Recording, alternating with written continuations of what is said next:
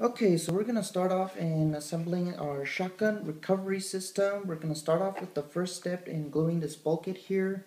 This will block off your main parachute from the avionics bay, and we're going to go ahead and glue that in. So first thing before anything else, make sure you seal that hole in the bulkhead to prevent any gas charges going through.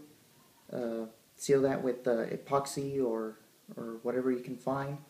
So we're going to go ahead and glue this in, and we're going to go ahead and use 15-minute epoxy.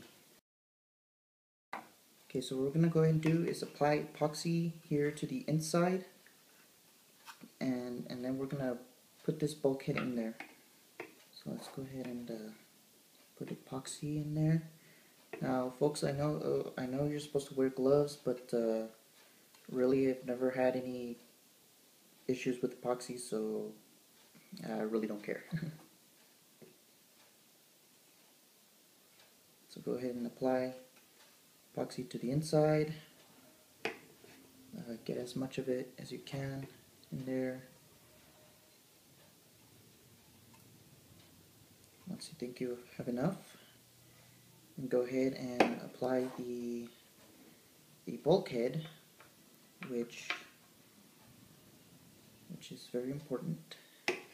So we're gonna go ahead and put it in there, and then with a stick that comes in with the kit, it's like I think a 24-inch long stick. You're gonna measure 13 inches, 13-inch mark, and you're gonna push the bulkhead in until you hit that 13-inch mark, and that will be your spot to block it off. So go ahead and just measure it, and then remove the stick.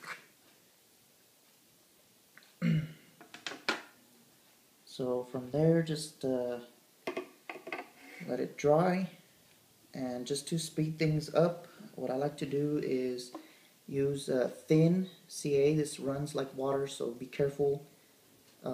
Just pour it in there, and your epoxy should dry in there with it.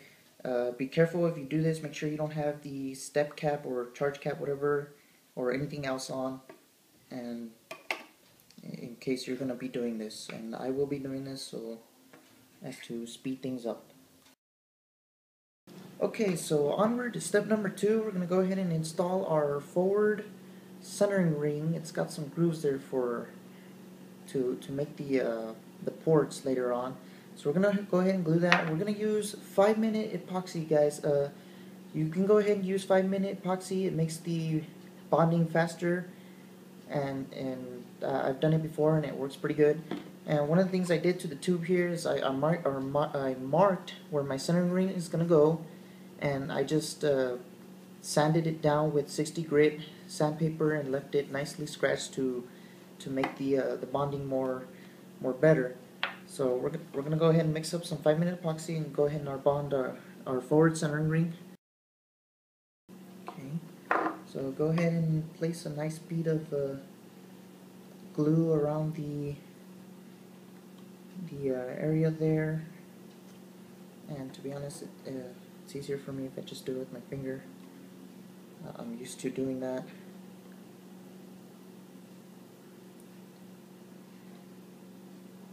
They say you get an allergic reaction from epoxy. To be honest, I've never gotten one, so I'm good with that. I really don't care. So go ahead and do like a ring there, and then go ahead and slide in your ring. And then what I like to do is use my bread box here as a guide to make sure my alignment here is pretty nicely done to the bread box. So now I'll remove the bread box, and we'll just leave that there to dry. One of the things that I like to do is apply thick CA to the edges to bond it right away, so I don't have to wait the full 5 minutes. And that's what you pretty much basically do. Okay, folks. Step number 3. Now, since your once your forward centering ring has dried, you can go ahead and get your breadbox store and slide it in. And then we're gonna go ahead and glue the top centering ring, and I have 3 here because I requested 3. And we're gonna go ahead and glue this to the top. Now you can go ahead and use thick CA. Like I said, it's worked for me. Well, once you apply it, the one thing you want to do right away is start rotating your bread box, because you don't want this to get stuck. So I was scared at one point. I thought it was, but it didn't. So we're gonna go ahead and apply just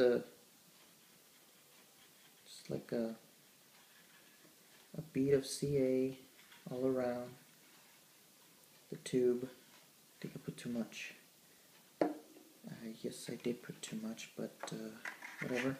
So let's go ahead and place it down, and again start rotating your bread box cover here, making sure this glues in. So as you can see, I nearly had mine glued in place. So be careful when you do this step. If not, just go with epoxy. It's much easier, but I like to make the process fast and get things going. So glue this on there and keep the bread box rotating, and you should have no problems. And that's it. Okay guys, so we're down to the final step. We're going to go ahead and glue the aft centering ring. Now I'm going to be using 15-minute epoxy for this one. The reason being is I'm trying a little experiment too. Again, I put my centering rings right through my shock cords right through the right underneath the centering rings to see if how that would make a more better chance of added safety. So, and I have 2 centering rings. I requested it like that because I wanted 2. So let's go ahead and glue this. And once again, sand with 60 grit sandpaper, sand the area where you can glue it to, so it can have a better bond. So let's go ahead and mix up our epoxy.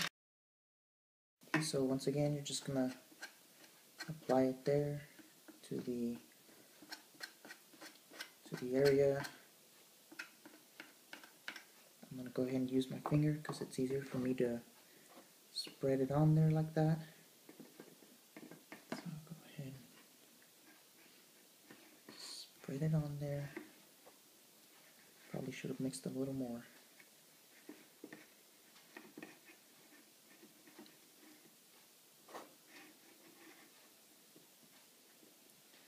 Always mix out plenty, folks.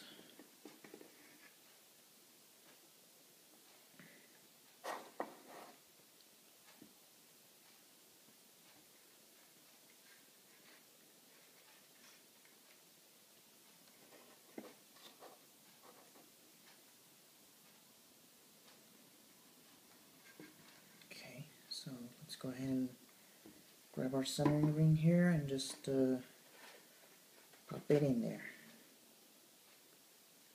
Where's my mark? Sorry. Made a mark to where it's going to go.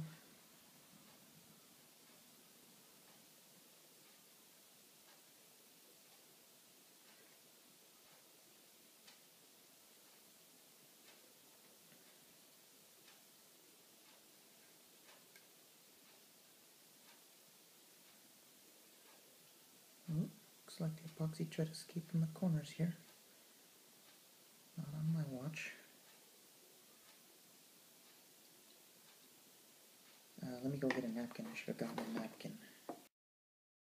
Okay, so pretty much that's it. Just glue it in there with, like I said, I used 15-minute epoxy because I'm trying a little experiment with the shock cords.